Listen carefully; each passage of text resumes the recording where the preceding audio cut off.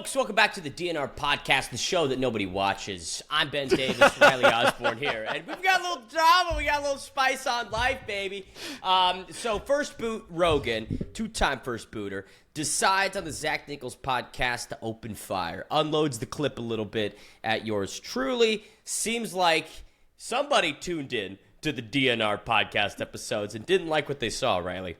Yeah, it is what it is. Our first little bit of drama, which I gotta say, yummy. I love this. That's why this space exists, is for that. That's why this podcast exists, is because we wanted to be able to dive into that. This is not an official episode, Ben. We're just gonna obviously have you be able to respond to the allegations made against you, because they're a bit ridiculous. Let's roll it from the top. And maybe dismantle this a little bit, because I don't think it's actually going to be that hard to dismantle.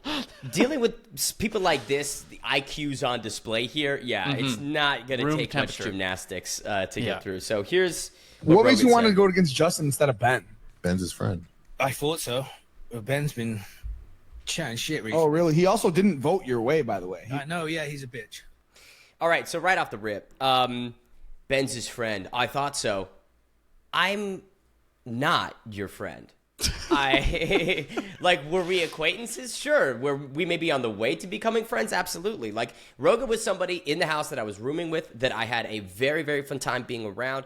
And candidly, once the show, or once, everything had wrapped filming, we chatted, texted, caught him up, because again, he was first boot, PTSD for him. But we chatted, caught him a little bit up to speed on things that had occurred, and actually was helping him get a Misfits fight. He's boxed before, he's got a big following and brand, so was trying to get him a fight on Misfits. And then I learn about this, right? And then I learn about this and sort of separated. So would I say friend? No. Maybe if that hadn't occurred. But then it's the voting. So let's get right into the episode 1 nomination. Just a quick wrap up. Justin goes in, beats the shit out of Rogan, and sends him home. But I didn't vote for Justin because there's no point for me to. Jake is somebody that is in that UK alliance. Him and I are playing different games. And so it's in my best interest, the people that I was aligned with, to send Jake in. Mm-hmm. How is that a bitch move? How is that something stupid? How is that, Nani's got his, we'll see what he says later, but it's like, that's the game, dude. Just because you asked for something doesn't mean that I'm going to do it. And of course I'll be nice to your face. I'm an actor. It's what we do. Because he said to your face, I'm going to do this, and then didn't. Yeah, no, because Nani has full control of Ben's balls. So would anyone that's a... If we, Nani asked me, she was like, who do you want to vote for? And I said Jake. I love Jake. Jake is a friend. Hold up, Ben. It's also, he says, yeah, because Nani has control of Jake's balls, Ben's balls. But what he's missing is that he was trying to have control over you. Right. So it's like, what is it here? Is it that you weren't loyal to him? Is that the issue? Is that why you're apparently spineless in this interaction, or is it because you were loyal to, I don't know, your fucking partner, my partner, who I believed I was gonna be with for the entire whole season. We didn't know at that point. About? Yeah. So I was like, he didn't do what I told him to do. So he's obviously spineless. Okay. So I'm a bitch. Yeah, because I'm a bitch because I didn't do what you wanted, even though I've known you for 4 days. But okay. And what's odd about that is, again, Nani did ask me. She's like, "Who would you want to vote for?" And the landscape at that moment in the house, it made way more sense to vote for Jake. And I don't get it, because Izzy is obviously engineering Rogan, and so it's like, buddy, who has your balls? Who has your fucking balls? You were the one that was all bravado. I'll take anybody. I want the best of the best. And then little old Izzy goes, right. What if? And you just, how about the smallest guy in the house? How about the weakest guy? I guess I'll take him. Oh, what a big man. What a big man. All right, let's take it back to this bullshit. Yeah, roll the clip. Ben just is he's a keyboard warrior. You been chatting shit? I just say no offense, Ben, but offense. You sit there and you're a commentator like you're not an athlete. I guess we can, let's bring it back really quick. So. Hold up, Ben. Before you go in, is male stripping professional athletics? I think that's considered by the Olympics as a it's an Olympic pro sport. He's got a couple bronze medals again. Okay. Not a gold. What about bare knuckle FC, Ben? Is that a professional sport? I think bare knuckle boxing is a little bit more hardcore. I believe it's actually classified a professional sport, which means one of you has been compensated in a professional arena with no headgear, no gloves, and was paid, which makes you a professional athlete. And here's what's and the other one has what is it? It was like a Ren. I don't know. There was maybe 10 people there at his influencer box. I tried to find Rogan's influencer fight. I couldn't find it anywhere. So. You know what you couldn't find though? All of my fights. Yeah, a lot of views on them. And I did it without steroids, so that's also kind of a big, big ol' upside. Low-key, listen, you did it without training at all, almost. You did it without the skills needed to win, but no, it's just crazy. Like, not an athlete. I get it. It's not like I proclaimed I was. You know, that's what's annoying to take a shot at me in that regard. It's like, yo. I get it. I was literally on the Boys in the Back show, Ariel Helwani's channel, bigger than most of the ones that Rogan goes to.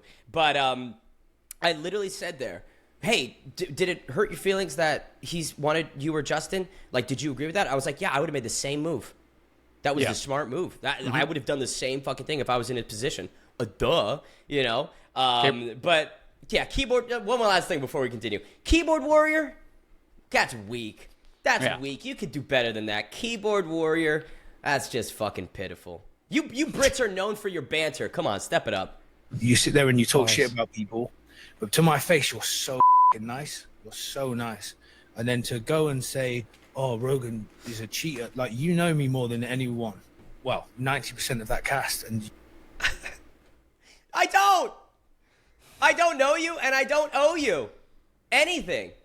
You, I guess, met me in Marbella after my bare-knuckle boxing fight. Don't remember it. I was deeply concussed. And then we spent several days together before you went home first again. What do you mean I know you more than 90% of this fucking cast? Like, that's insane to say. I don't. I think, again, we were maybe on the path to becoming friends and all that, but I don't condone it. You know what I mean? I don't condone that behavior, and respectfully, just not somebody that I feel the need to get closer with. You could have just said, oh, did you have a girlfriend? Or, well, what was going on? You didn't. You went on your own little podcast, and that no one's going to watch. And you went, real quick on that one. More views than this one. That's true. Anyways, That's true. Hey, shout out Zach Nichols Podcast. Go sub to their shout out to Patreon. them. But, you know, maybe get a better guest that's going to pull more numbers.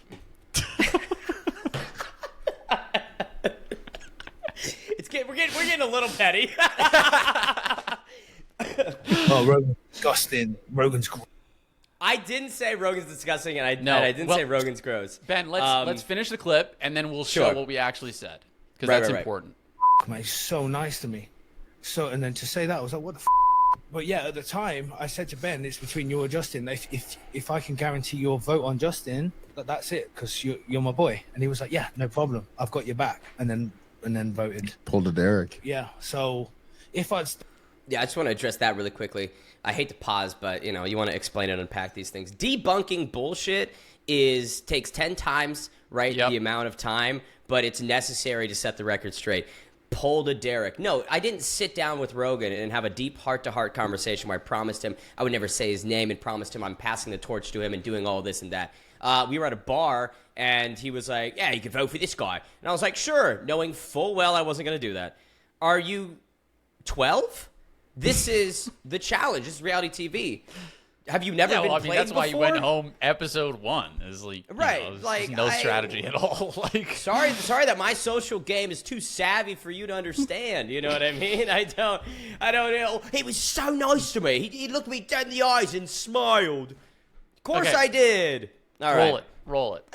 I just don't want this to be half an hour. Stayed longer, I would have pulled him up on that. And then since he's been chatting shit, when I see him, I'm going to pull him up on that too. So I don't think he'll be invited back, but if he does, then let's pray for him. For the full episode, let's pray for him after I got sent home first for the second time in my challenge career. All right.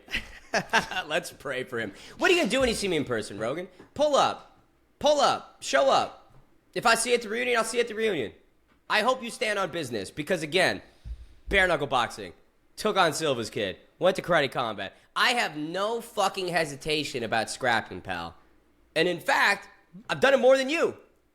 And I can guarantee that I have trained a lot more and a lot longer than you, pal. So pull up. Let's figure it out if you want to figure it out that way. I'm a man that likes to deal with things with words, but if you want to try and threaten me, you want to try and big man me, outsize me, please, for the love of God, come and try to prove it. All right, let's take it to what we actually said, which wasn't, like, great. It's not like, you know, we're giving him so much praise, but here's what we actually said.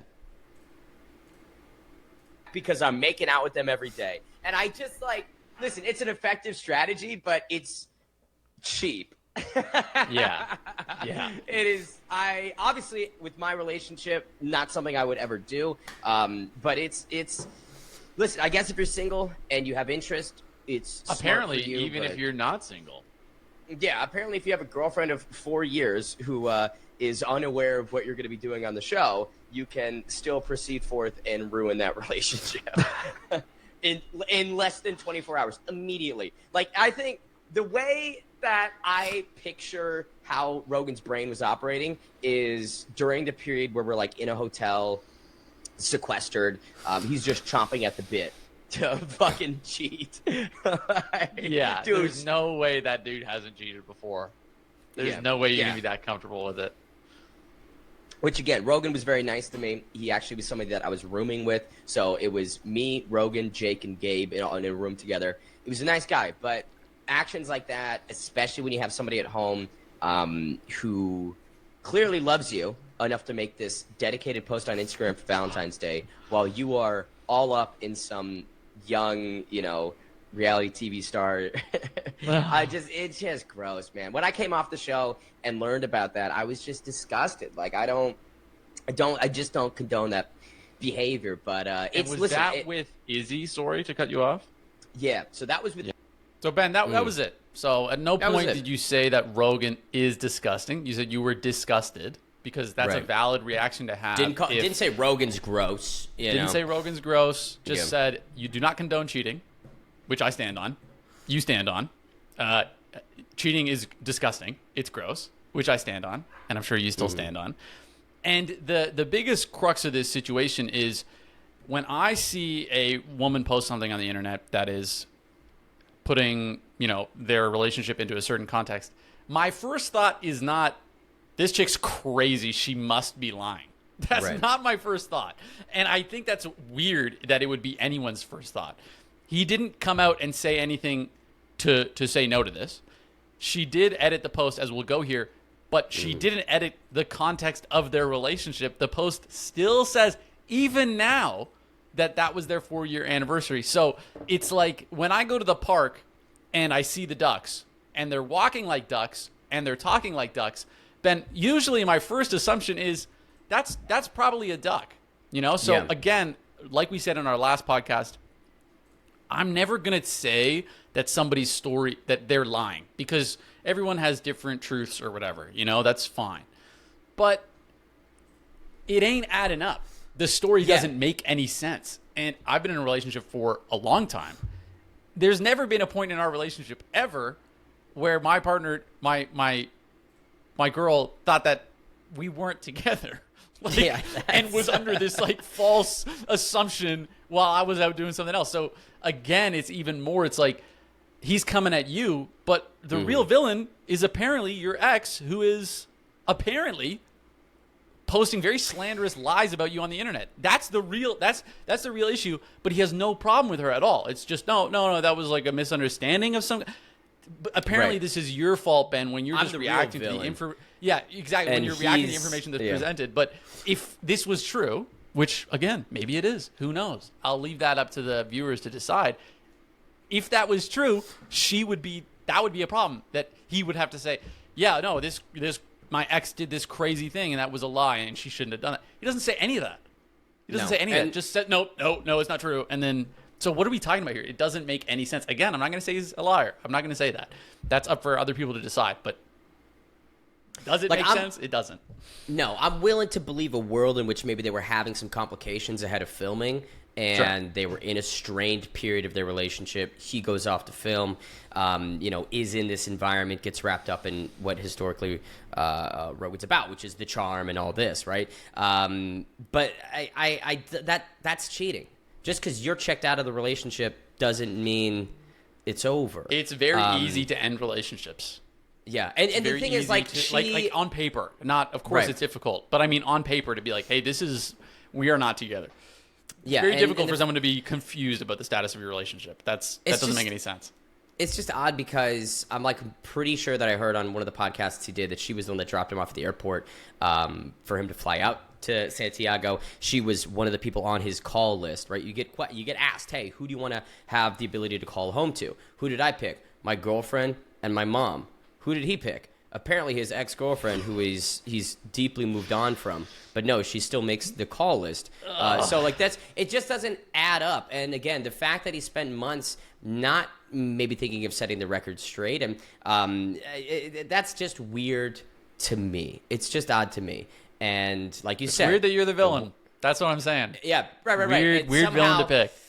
Right. Somehow I'm a bitch. I'm the keyboard warrior. I'm the guy that he's going to attack on sight for trying to connect these dots. But it doesn't feel like what I'm saying is... Also about it. About a very, again, public knowledge. Like, this post is still up. It's still up. The timelines are still interdicting. Yeah. Like, it's just... that's it's one thing ridiculous. because it's...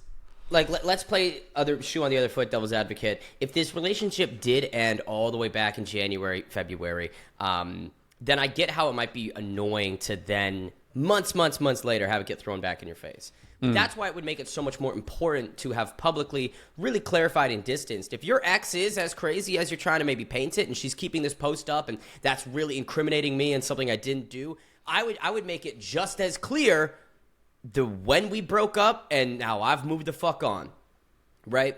So that you can avoid instances like this. He says, it makes me look bad. That's the real issue here. Guy doesn't like looking bad. And the best way to not look bad... And now he just looks like a dumbass. So it's what?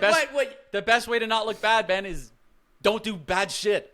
Don't do crazy stupid thought. shit. Crazy. It's like it's pretty easy to keep your nose clean if it's clean. So it is what it is.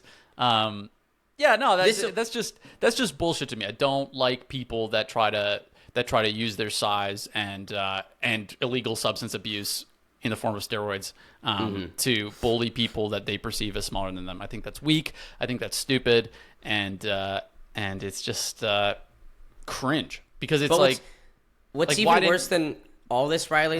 What is more egregious than anything in this stupid saga is he went home first for the second time in his challenge career. No. Listen, all right, I think we've wrapped it up and explained and debriefed it. I don't have anything that I wish poorly on Rogan. It's not like I hate this dude and want him to, have any ill will. I don't care. Rogan, wish you whatever luck. I hope you find peace and things are good. I know you're starting a world tour with your dancing. Best of luck with that. I'm done talking about this, but don't try and paint this as something that it's not. You can provide your side, but that doesn't mean it's the truth. And I think that anybody with a fucking brain cell can look at this and deduce what the reality is. And the reality is, I'm still on the challenge. Next week, baby, the Bane is still on the gas. We weren't first boot. Maybe we'll be second, but Riley Osborne, we got another DNR podcast episode coming very soon. Yeah, everybody make sure to tune in. And of course, as always, just make sure to remember, this is reality TV. This isn't life. There's bigger things and bigger issues. So just make sure to love people around you, stay positive, stay happy, and also tune into DNR because, even though they're talking smack about it, we're only like 3 episodes into this thing, and people are loving it. So thanks so much. Take it easy, everybody. Debrief complete.